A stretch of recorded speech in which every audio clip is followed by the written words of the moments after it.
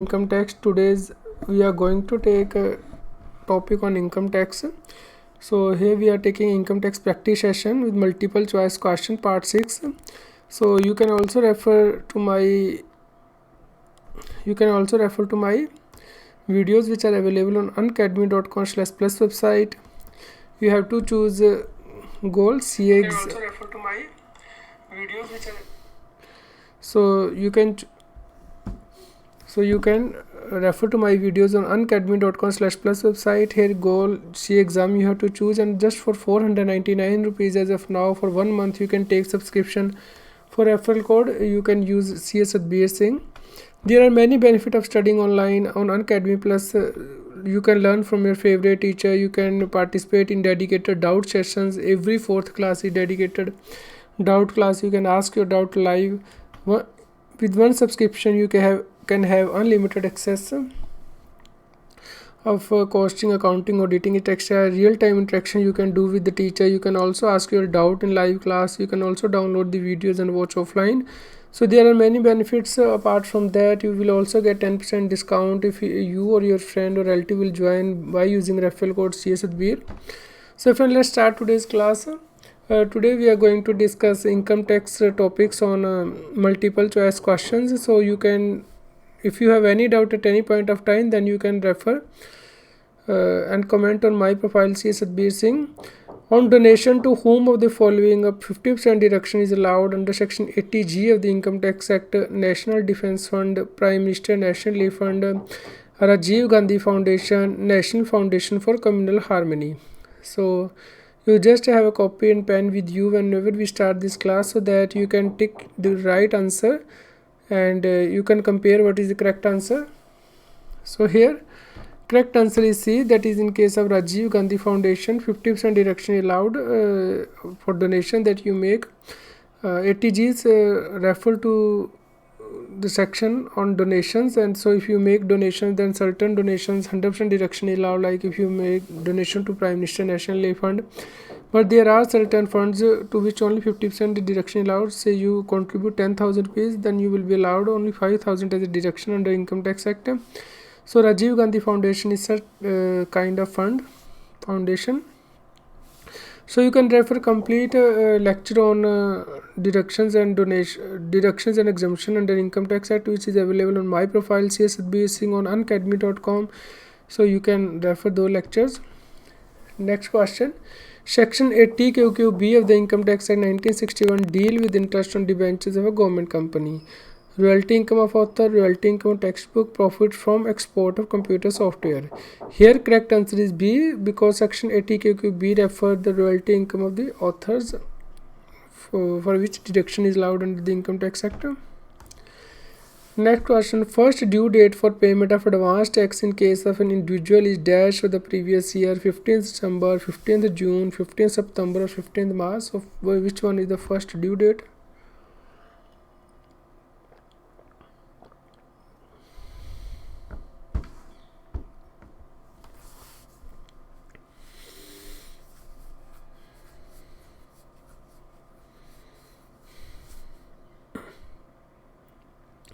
So we have taken a complete lecture on what is the due date on payment of advance tax, how advance tax is to be paid, how it is to be calculated, what is the procedure for payment of advance tax. So complete topic is available on my profile Satbir Singh on unacademy.com. You can refer to that lecture.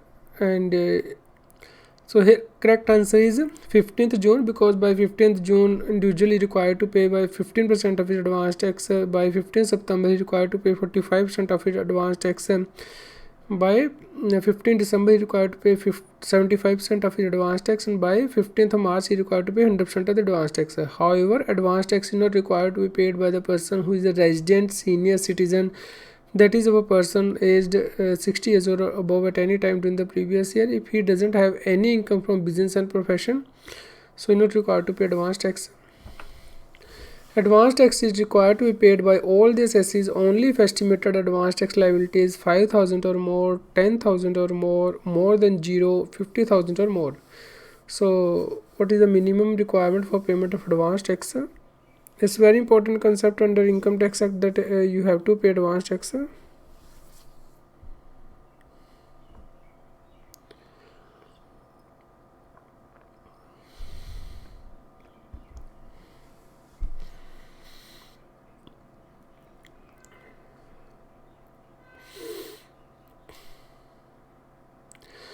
So friends, here correct answer is B, that is rupee 10,000 or more. If the person has to estimate his estimated tax liability, and if the estimated tax liability is 10,000 or more, then he is required to pay advance tax. While computing advance tax, following income shall not be considered: agriculture income, long-term capital gains, speculative profit, none of these. So which one of the income will not be considered? Advance tax has to be paid by every person except resident senior citizen having income from business and profession, or if a person is opting for presumptive taxation scheme under 44 AD or ADA, then he is required to pay advance tax only in one installment, that is by 15th of March. Otherwise, every person required to pay advance tax in four installments. So here none of these. So the above will not be considered when you will calculate the advance tax. Tax is required to be deducted at dash from payment made to resident on winning from lottery: 30%, 30% plus a charge, and higher education cess 30% plus higher education cess, or 31%. So if there is a winning from lottery, then TDS is required to be deducted. So I have covered a complete lecture on what is TDS, who is required to deduct TDS, when TDS is to be deposited and TDS return are to be filed, what is the due date for issue of the TDS certificates, etc. So you can refer my complete lecture on unacademy.com. So if you have any doubt at any point of time, then you can comment on my profile Satbir Singh on unacademy.com, or you can also join in live classes and can clear your doubt. So here correct answer is A, that is 30% TDS is required to be deducted if a payment is made to a resident on winning from lottery. Tax is required to be deducted at dash from the payment made to a road transport operator who declares that he does not own more than 10 goods carriages. Nil if he furnished the PAN. C is 1%, D is 2%.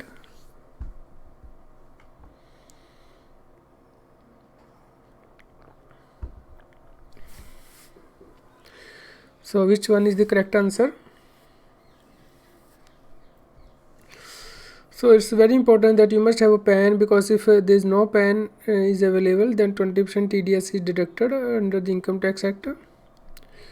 So here correct answer is B, nil if he furnishes the PAN, because when we had discussed the chapter on payment to the contractor, etc., there are different sections of TDS under Income Tax Act. So then in that case, if the transporter doesn't have more than 10 goods carriers, then no TDS is deducted if he furnishes his permanent account number. Tax is required to be deducted dash from rent payable on plant and machinery to a resident, assuming details are available. Nil 15%. Assuming PAN details are available. Nil 15%, 1% or 2%.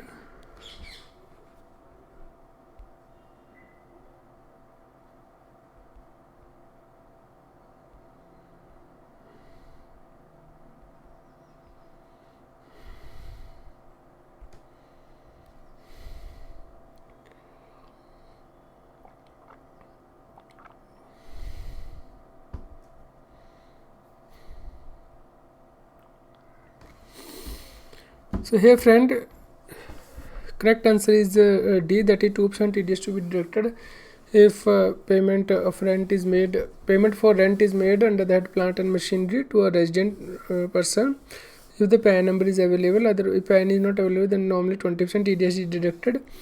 So if payment of rent is made for building extra, then the TDS rate is 10%, and if the amount exceeds 2,40,000 from the financial year 1920 onwards, then the TDS is required to be deducted under section 194I, that is TDS or rent.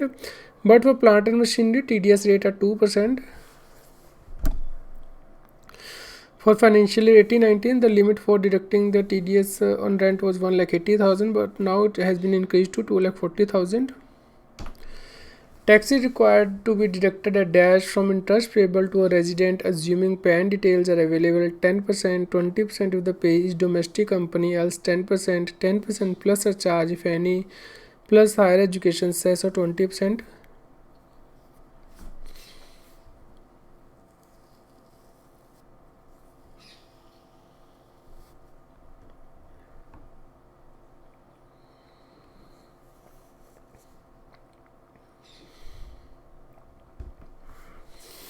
So which one is the correct answer?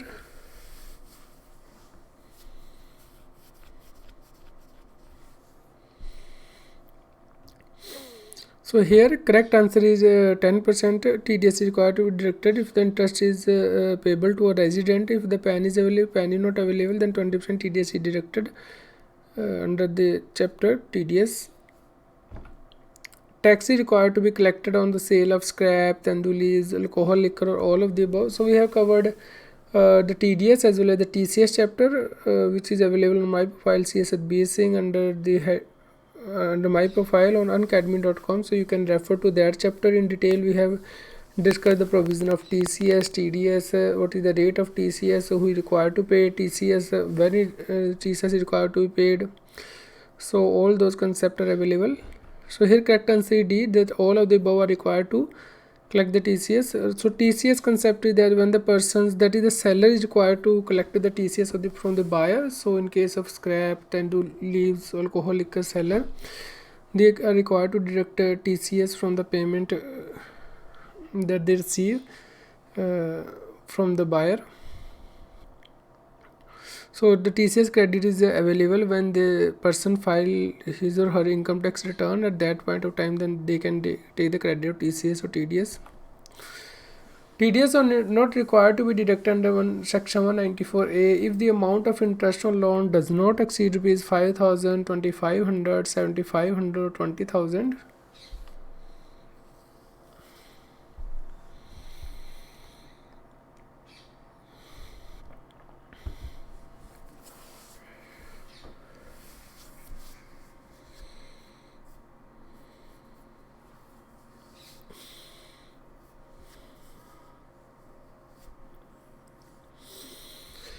So when TDS is not required to be deducted under section 194A, here correct answer is A, that is rupees, if the interest is paid after rupees 5,000 on loan interest payable, then no TDS is required to be deducted under section 194A of Income Tax Act. On salary, tax is required to be deducted at the time of payment or crediting the employee, whichever is earlier, crediting the employee, payment, retirement of the employee. So when it is required to be deducted if salary is paid to the employee. We have covered complete lecture on this, which is available on my profile CS Satbir Singh. You can refer to that lecture. So if you have any doubt at any point of time, then you can comment on my profile CS Satbir Singh on unacademy.com, and you can also join my profile CS Satbir Singh, so that whenever I conduct new special live class which is free for everybody, you can be notified on your mobile phone by SMS or through email. So, and also please give me your feedback and rating also on my profile CS Satbir Singh. If you want any chapter to be discussed in detail with example or illustration, please comment on my profile CS Satbir Singh. So friends, correct answer is payment. TDS on salary required to be deducted at the time of payment only. Otherwise, general rule of TDS is that TDS is to be deducted at the time of payment or credit, whichever is earlier. But in case of salary, it is an exception that only when the salary is paid at that point of time, TDS is required to be deducted. Where the Karta of HGF is absent from India, the return of income can be signed by any member of the family, any male member of the family, any other adult member of the family, any member holding power of attorney.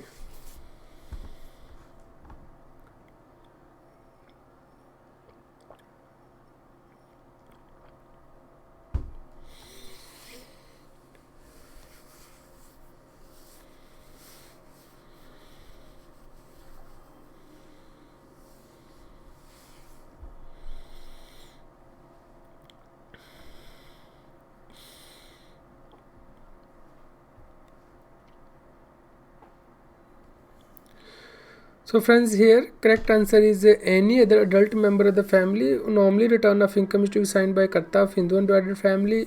If he is absent from India, then any other adult member of family can sign income tax return.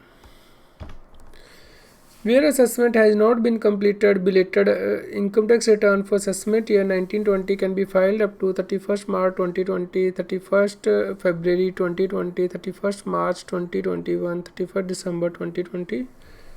So I have also covered complete lecture on what is assessment under Income Tax Act, how assessment is to be made, what is the time limit for making the assessment, and how assessment order is to be issued. So you can refer to that lecture, which is available on unacademy.com on my profile, C. Satbir Singh. Complete course on income tax is available, so you can refer to that section. So here friends, the correct answer is A, that is 31st March 2020, because return has to be filed within assessment year.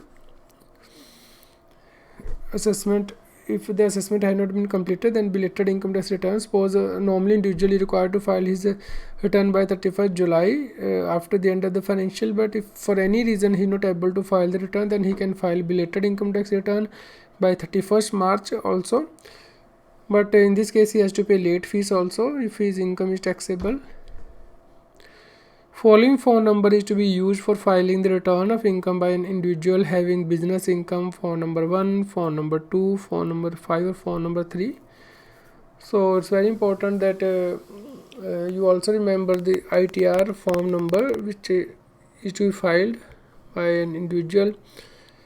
This can also be asked in your exam also.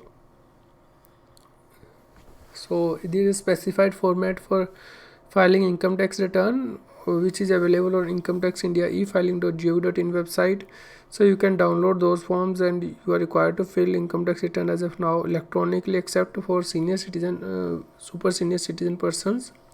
They can fill in paper form. Every other person required to file return electronically on income tax india e-filing portal. So here form number 3 required to be filed if the person is individual and having business income.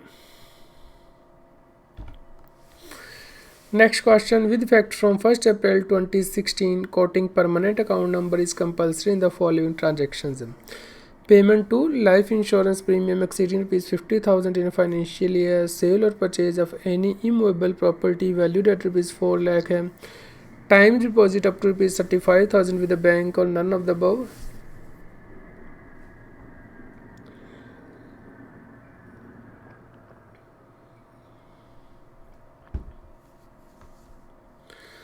So when is the quoting of the PAN number is compulsory? We have also discussed this in our previous lectures also, so you should refer all my lectures which are available on unacademy.com. They are free classes also. You can refer those classes, and also join my profile C. Satbir Singh on unacademy.com. You can search in the search bar. So friends, here correct answer is A, that is payment to life insurance premium exceeding ₹50,000 in a financial year. Then you are required to quote your permanent account number, but now the government has made PAN number and Aadhaar number is interchangeable. Wherever you are required to quote your PAN number, you can quote your Aadhaar number also. So it's not mandatory now that you must have a PAN. Pell Finstock Limited filed its return of income tax for assessment year 1920 on 30th March 2020. The notice for making scrutiny assessment under section 143(3) can be served on the assessee up to 31st December 2020, 30th September 2020, 31st March 2020, 30th September 2021.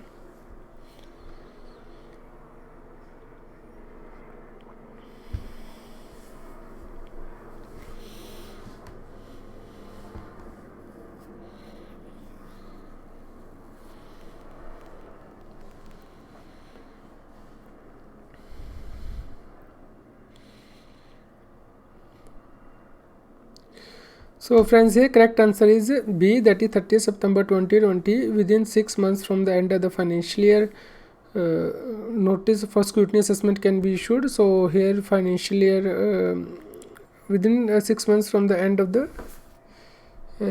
financial year in which return is filed. So you make the correction in which return is filed.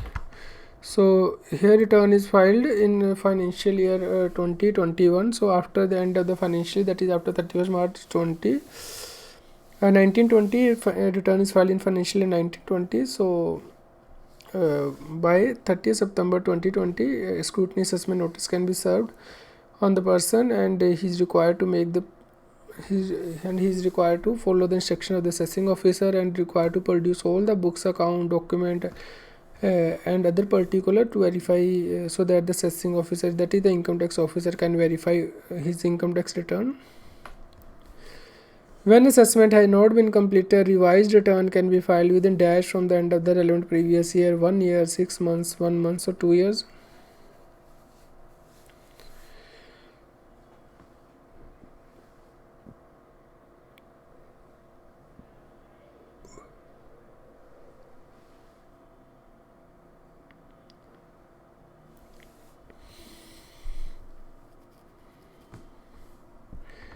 So when the assessment has not been completed, revised return can be filed within 1 year.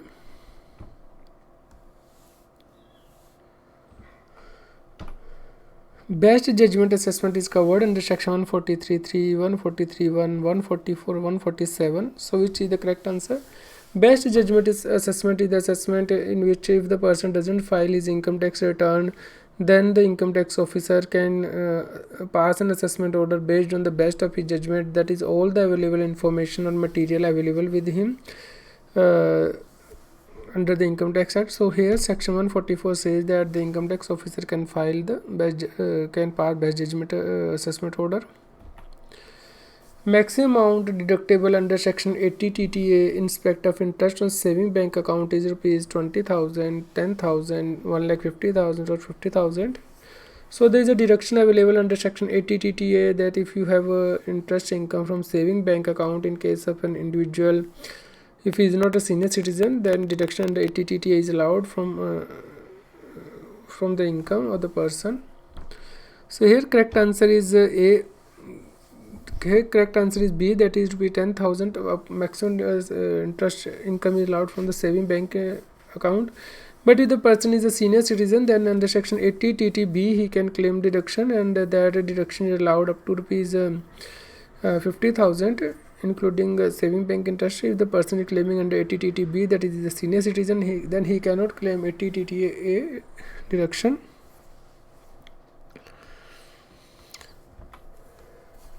Monetary limit for exemption in case of encashment of earned leave on superannuation received by private sector employees rupees 5 lakh, 3 lakh, 2 lakh 50,000 or 4 lakh.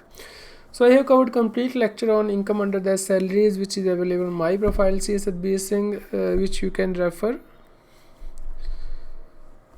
I have covered almost all topics and with example and illustration and multiple choice questions. So you can join my course on unacademy.com/plus website with referral code Satbir.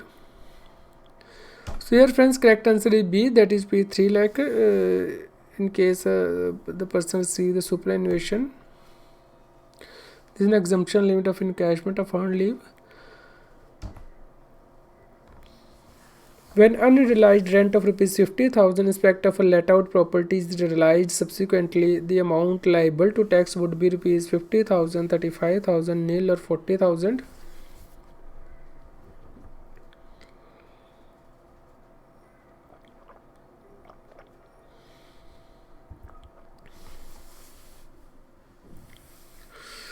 So when unrealized rent of rupees 50,000 is realized subsequently, I have covered a complete lecture on this also, income under the house property, which is available on my profile Satbir Singh on unacademy.com. You can refer to those lectures.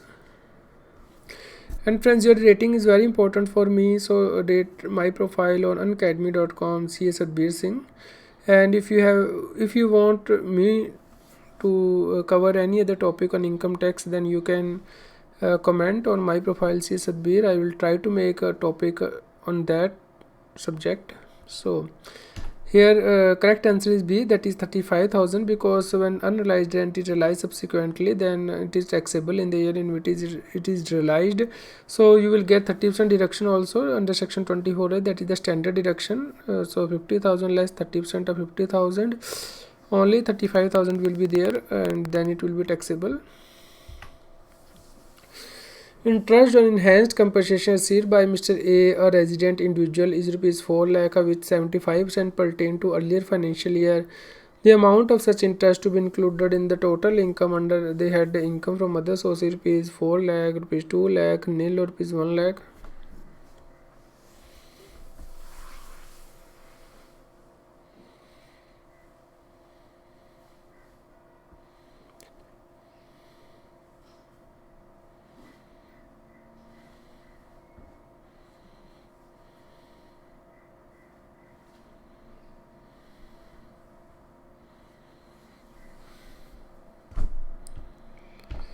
So friends, here correct answer is B, that is rupees 2 lakh being 50% of 4 lakh taxable on receipt basis, because whenever the enhanced compensation is received, it is taxable when it is received, and not normally income is taxed on due or receipt basis, whichever is earlier, but under that salaries, but this income is covered under that income from other sources, and there also normally method of accounting is seen. What is the method of accounting followed by the person, whether it's mercantile system of accounting or accrual or cash system of accounting. So but in case of enhanced compensation, it is taxable on receipt basis.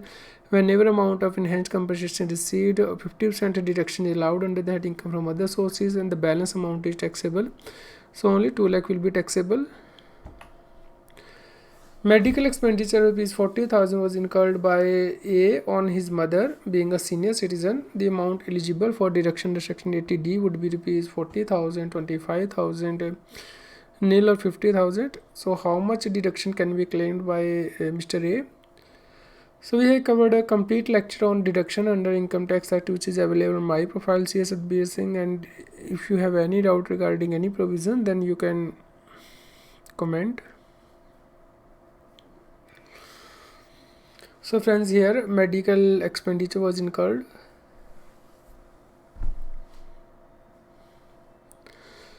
So here correct answer is B, that is in case of the medical expenditure is incurred, up to deduction of rupees 50,000 is allowed if the person has not taken medical insurance policy for his mother, that is for a senior citizen parents. He had not paid any mediclaim insurance premium, then he can take deduction of up to rupees 50,000 rupees, but or the actual amount of expense incurred, whichever is less. So up to 40,000 deduction can be claimed.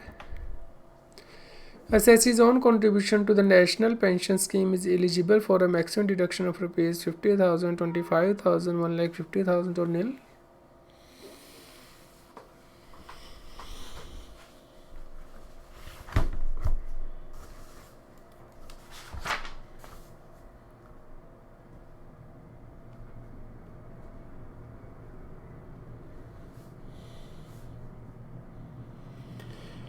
So if you require more time to answer any question, then you can pause this recording and can calculate the correct answer, then compare the correct answer by replaying this video. So here correct answer is A, that is rupees 50,000 contribution to national pension scheme is eligible for deduction. So here correct answer is 50,000. Any payment received by an account opened under Sukanya Samriddhi Account Rule 2014 is exempt under Section 1011A, taxable in income tax, partly taxable, partly exempt, none of the above. So if the amount is deposited in the name of a daughter or account opened for a daughter, then Sukanya Samriddhi Account scheme is there. So how, if the payment received from that account, will it be taxable or exempt under income tax?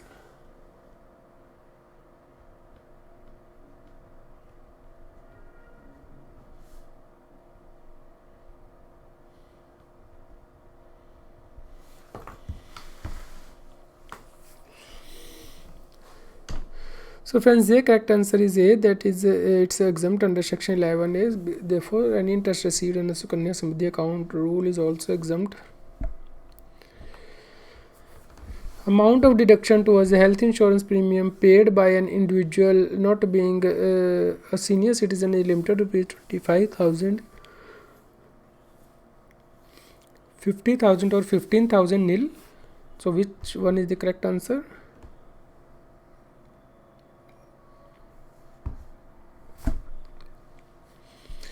So we have discussed this lecture in detail on unacademy.com on my profile Satbir Singh. You can refer to that lecture.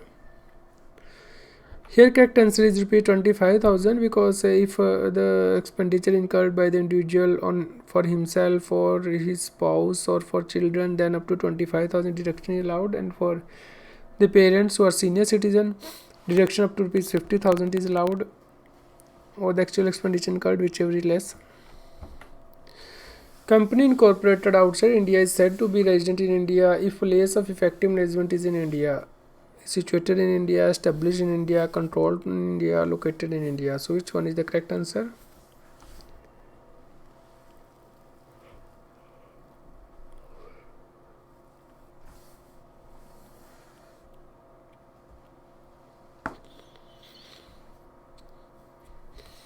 So we have discussed residential status of persons, how residential status has to be calculated. So we have discussed this lecture with example and illustration. You can refer on unacademy.com/plus website. So you can refer to those courses also. Here correct answer is A, that is situated in India. So if a place of active management is situated in India, then it will be deemed to be resident in India, although it is incorporated outside India. Thus a foreign company would also can also be resident in India. If it is POEM, that is POEM, place of active management is in India, situated in India. A foreign company liable to surcharge at the rate of 5% if the total income exceeds rupees 10 crore, rupees 1 crore, rupees 5 crore, rupees 50 lakh.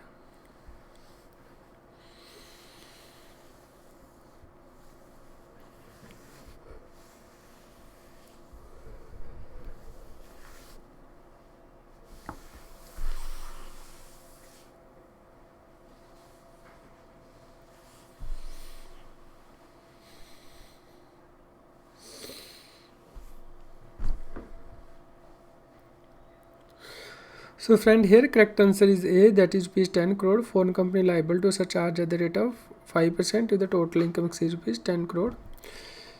A Hindu undivided family is said to be resident in India if family has a house in India where some of its members reside. The member of such HF is in India during the previous year.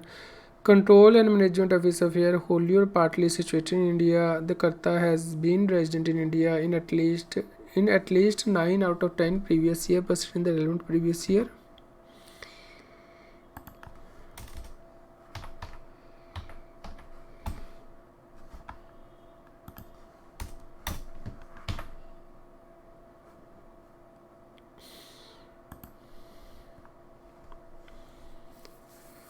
So when is the Karta Hindu undivided family said to be resident in India? We have covered a complete lecture on this topic on unacademy.com, residential status. So you can refer to that chapter, and if you have any doubt, you can comment on my profile, say Satbir Singh. You can also join live classes also. So here correct answer is C, that is control and management of its affair wholly or partly situated in India.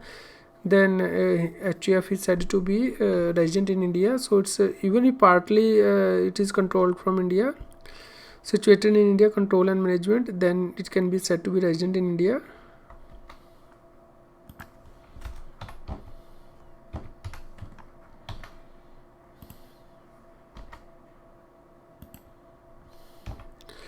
So friends, correct answer is we have discussed. An individual is said to be a resident in India if he has house in India, he is in India in the previous year for a period of 182 days or more. He is in India for a period of 30 days or more during the previous year, and for 365 or more during the 4 previous year. Immediately preceding the relevant previous year, his parents are Indian citizen.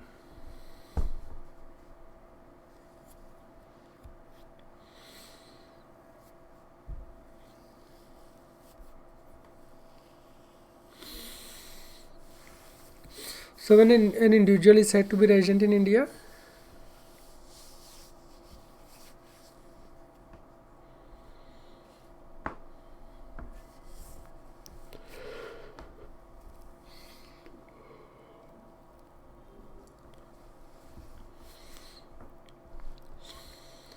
so friends, here correct answer is B, that is he is in India in the previous year for a period of 182 days or more. Individual is said to be resident in India.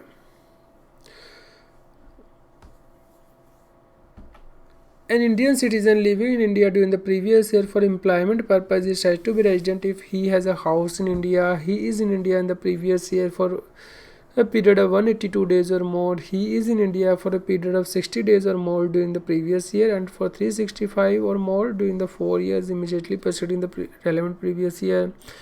His parents are Indian citizens. So which one is the correct answer?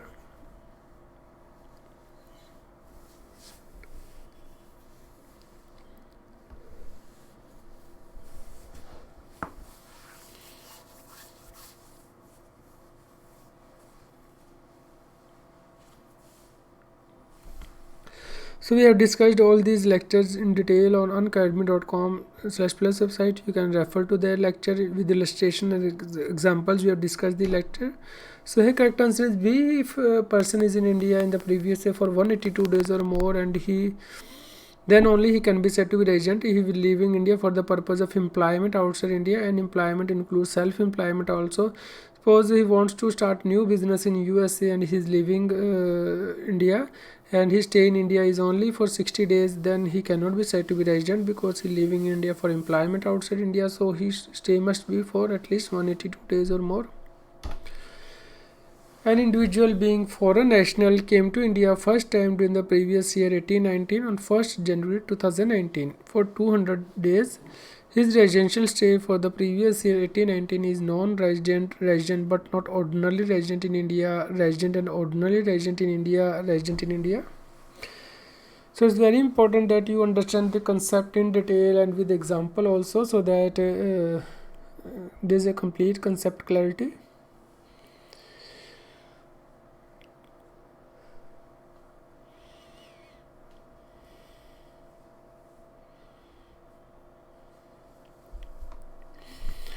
So friends, here correct answer is A, that is non-resident, because in this case his stay in India from 1st January 2019 to 31st March 2019 is less than 182 days, and if a person stays for more equal to more than 182 days, then he is said to be resident in India. So in this case, although his total stay is 200 days, but if you calculate the stay financial year wise, in financial year 1819 he stay less than 182 days, so he is not a resident in India for financial year 1819.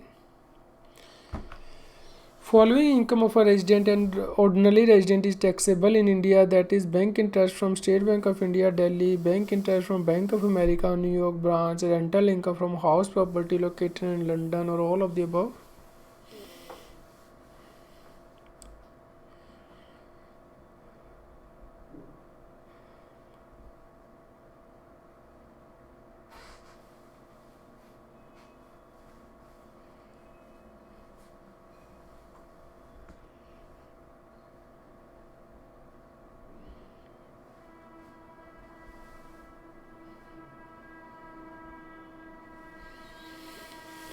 So friends, here correct answer is D, that is all of the above. So if you require more time to answer the question, then you can pause the recording and replay it again. But I am discussing correct answer, so you can compare all these answers with the answer that you have ticked, and at the end of the session you can check how many answers you have correctly answered, and you can check your progress in income tax. So in exam also you have to answer all the questions within a time frame, otherwise you will not be able to complete question paper. Here next question, for the purpose of claiming higher deduction under section 24B, that is income from house property, interest payable deduction is allowed. While computing income of a self-occupied property, assessee is required to take a loan on or before 1st April 1999, loan on or after 1st April 1999, or loan after 1st April 1999, or loan on or after 1st April 1999.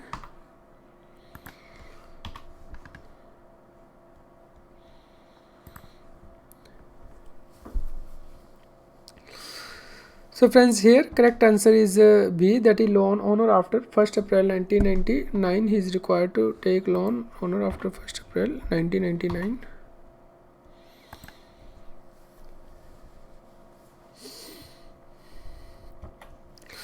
Next question, income from subletting is taxable under the head income from house property, taxable under the head income from other sources, exempted or none of the above.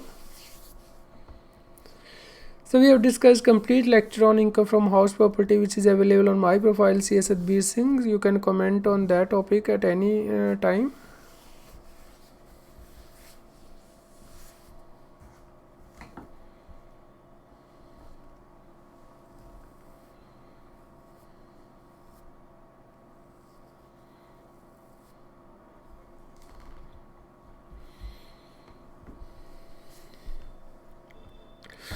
So friends, the correct answer is B, that is taxable under that income from other sources, because what is taxable under that income from house property is the income from building or land opportunity due to in the hands of owner only.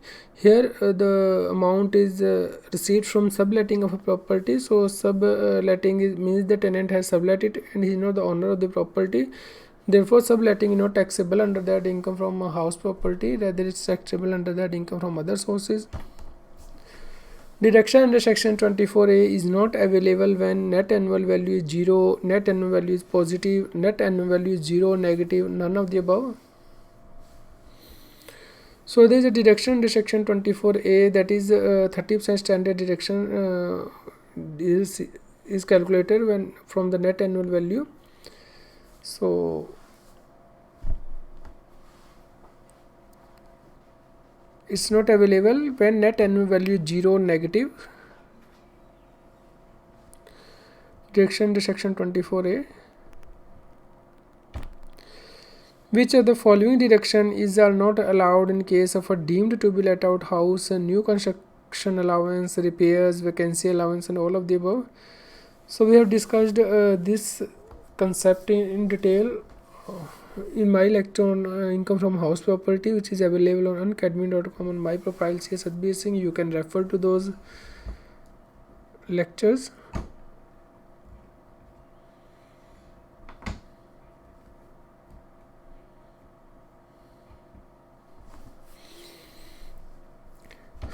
So friends, here correct answer D, that is all of the above are not allowed a deduction from the deemed to be let out house, because only one till previous year only one house was allowed as self-occupied, but now two houses are allowed to be self-occupied, and if a person is having a more than two houses, then other houses are deemed to be let out. Which of the following is not allowed as a deduction for computation of business income? Loss incurred due to the theft in the factory after working hours, anticipated future losses, loss caused by white ants, loss due to accidental fire in stock and trade.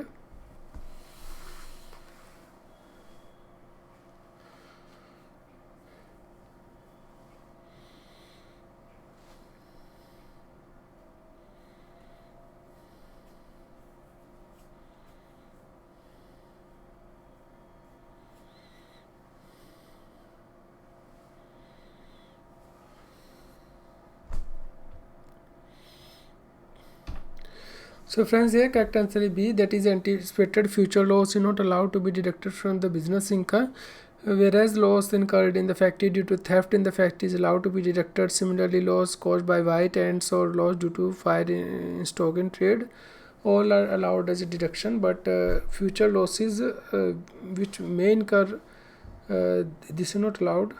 Suppose a person is going to lose a court case and he has to pay a huge amount as a compensation, then that loss cannot is only an anticipated future loss, it cannot be allowed a deduction.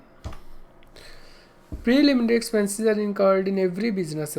What are the expenses that qualify for deduction? The 35D, expense for drafting memorandum and article of association, payment of duty at the office of registrar of companies, expenditure incurred in preparation of the project report, or all of the above.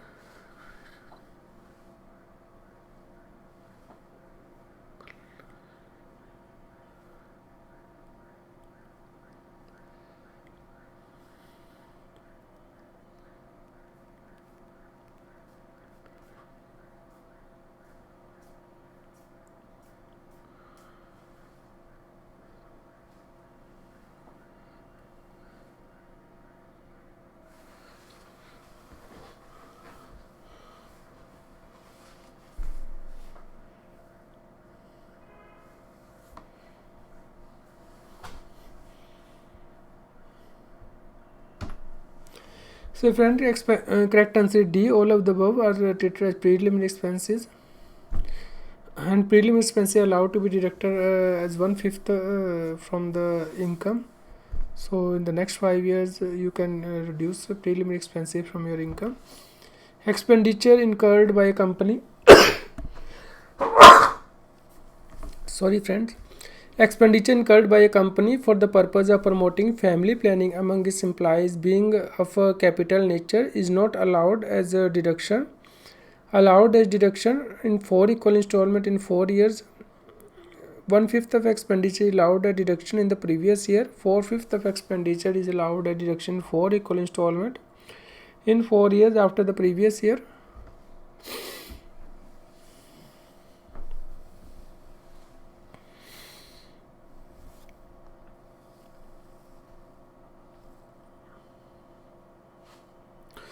So friends, here correct answer is C, that is 1/5 of the expenditure allowed a deduction in the previous year if expenditure incurred by the company on promoting family planning.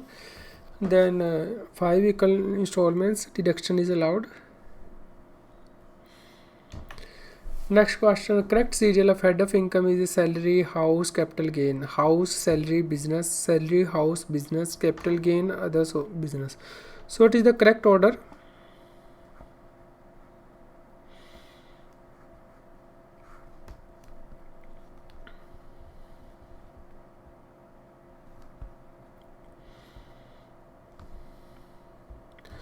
So friends, here correct answer is C, that is the salary, house and business. So this is the salary, then house property income is calculated, then business income is calculated, then capital gain, and then income from other sources. There are 5 heads of income. Miss shall we implied in a private sector company furnish the following information for the year ending 31st March 2019. Compute the total income of Miss Shelby for the assessment year 1920. Income from salary 3,45,000, saving bank interest 15,000, tax on non-monetary purchases by the employer 20,000. Amount contributed by her during the year are given below. Contribution to recognized provident fund 60,000, health insurance premium on self paid by cross check 7,000, and medical expenditure for a dependent sister with disability. So you have to calculate the income. Compute the total income of Ms. Shelby for assessment year 1920, whether it will be 2,08,000, 2,63,000, 2,73,000 or 2,33,000.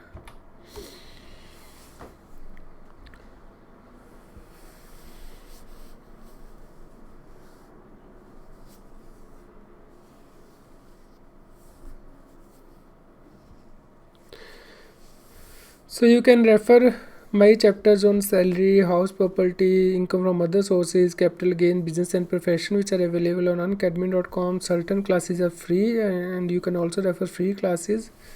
So friends, here correct answer is we will discuss the provision. First of all, we will calculate the income from salary, that is 3,45,000 is given, and tax on non-monetary purchases which are paid by the employer is exempt in the hands of employees per section 10. So nothing will be taken, and saving bank interest is taxable. So income under the head income from other sources. So we will do the total. Here the gross total income will become 3,60,000. Then out of this 15,000, there is a deduction under section 80 TTA, that is up to 10,000 deduction can be claimed from saving bank interest. Then you have to reduce the amount of 80C, that is any amount contributed to a recognized provident fund is allowed a deduction. Under section 80D, health insurance premium paid on self is allowed, or wife or the dependent children is also allowed, so 7,000 amount is allowed. Under section 80D, medical expenditure for dependent sister and disability 20,000 incurred, but as per section 80DB, maximum expenditure up to ₹75,000 is allowed. So this maximum up to 75,000 is allowed as a deduction. It's the maximum amount, one-time deduction. It is a maximum amount that is allowed, even though the expenditure incurred is only 20,000, but the deduction allowed will be 75,000. So the total income will become 2,08,000 here after reducing all the deductions. So here the correct answer will become 2,08,000. Okay, so we can, friends, skip this question because it's not important. A firm is not evidenced by an instruction, or if the partner shares are not determinate, or if the partnership deed is not submitted along with the return of income, then such income shall be assessed as firm, but firm shall not be entitled to deduction on account of any interest or remuneration to partners assessed as individual, assessed in the hands of his partners, by including the share of the profit in their firm assessed as AOP.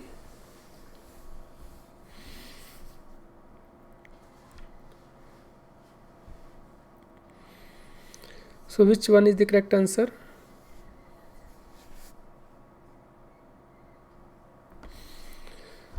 Here correct answer is A, that is said as firm, but firm shall not be entitled to deduction on account of any interest or remuneration to partners. This provision was relevant earlier, but now no document is required to be submitted with the income tax return. But if the assessing officer asks these documents, then you have to produce all these documents to the income tax officer. A cooperative society is although a body of individual but taxable at the same rate as are applicable to individual or HUF. The rate given in Schedule 1 of the Income Tax Act, the maximum marginal rate of 30% or none of the above.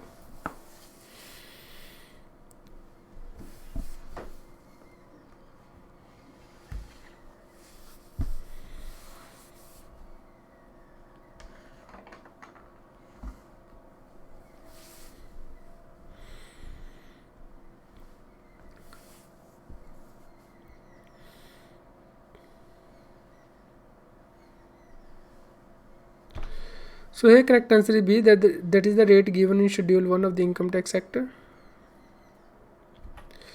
Cooperative society means the cooperative society registered under Cooperative Society Act 1913, Cooperative Society Act 1921, Cooperative Society Act 1912, Cooperative Society Act 1914.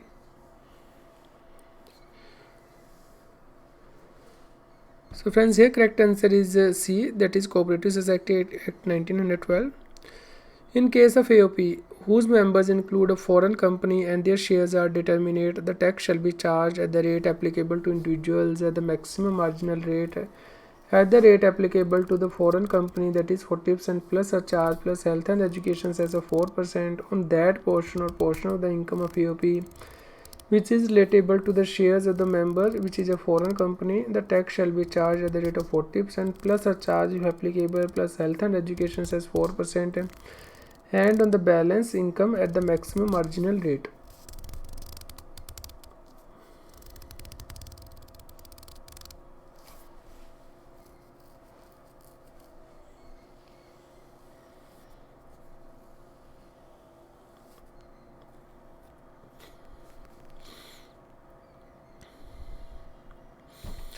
So here friends, correct answer is D, on that portion of the income of AOP which is relatable to the share of the member which is a foreign company, the tax shall be charged at the rate of 40% plus a charge if applicable plus health and education cess at the rate of 4% and the balance income at the maximum marginal rate.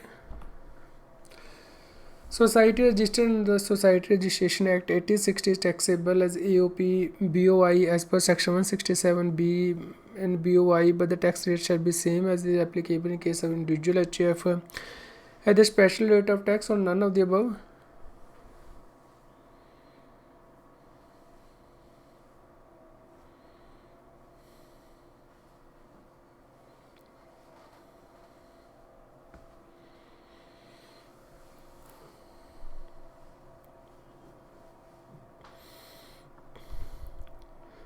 So friend, here correct answer is B, that is as a body of individual but the tax rate shall be same as applicable in case of the individual or HUF.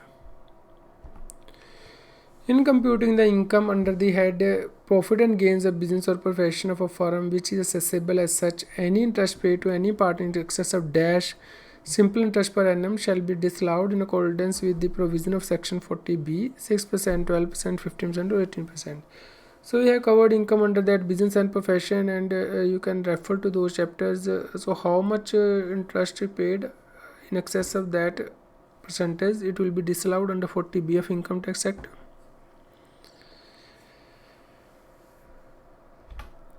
So friends, here correct answer is B, that is if interest paid is more than 12%, then the excess paid will be disallowed. If for a particular year relevant to an assessment year, the firm has incurred the loss, such loss is shared by partners and set off with their respective other income shall be carried forward by the firm only, shall be either carried forward by the firm or his partner or none of the above.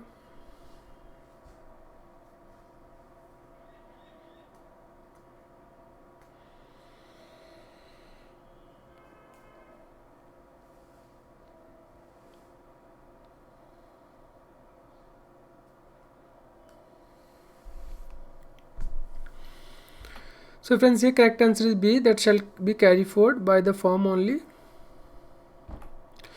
So friends, you can join unacademy.com/plus website. You can use referral code Satbir, and for just 499 rupees paying monthly as of now, you can join this course online on unacademy.com. Goal C exam you have to choose, so you can refer to the maximum of your friends, relatives, or anybody who wants to prepare for C exam, professional course like cost counting, company secretary, or he's a BCom graduate.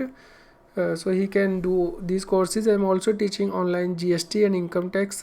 GST timing on unacademy.com/plus website are from 12 p.m. to 1 p.m. I am taking revision classes as of now on GST, and in the evening from 6 p.m. to 8 p.m. I am taking income tax revision classes, so you can also join those classes. And if you have a friend or relative, you can refer these classes. So you should share this video to the maximum person, so that they can study at home. So let's crack the exam. There are certain benefits of joining Unacademy Plus subscription. You can learn from your favorite teacher online. You can participate in dedicated doubt session class.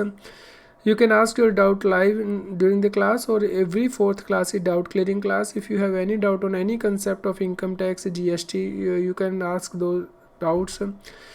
With one subscription, you can have unlimited access to the costing, accounting, auditing it extra. You can do real-time interaction with the teacher and ask your doubt online. You can ask doubt in live class also. You can also download the videos and watch offline. There are many benefits of studying online. You can friends watch the videos. Even if you miss the class, you will not miss the recording. You can check recording at any point of time.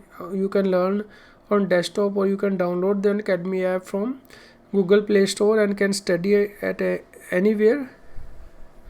So even if you are at your relative home, you can study from there also, because sometimes it happens that if you study offline and you have to go somewhere, then you will not be able to join your class, but by studying online you will be able to attend the class. So you can get 10% discount also if you will use referral code Satbir, and here you can take 1 month subscription, 3 month subscription, 6 month subscription on unacademy.com/plus website. There are many benefits, friends, of joining these classes. So you can join these classes. I am also teaching on unacademy.com. Along with me, there are top educators of India who are teaching online, so you can take benefit of all those classes. With one subscription, you can join all the courses of costing, accounting, auditing, strategic management, etc. So friends, if you have any doubt at any point of time, you can comment on my profile, Satbir Singh, or I will take further classes on YouTube also on unacademy.com channel. So you can subscribe this channel and ask me during my live class. Thank you, friends.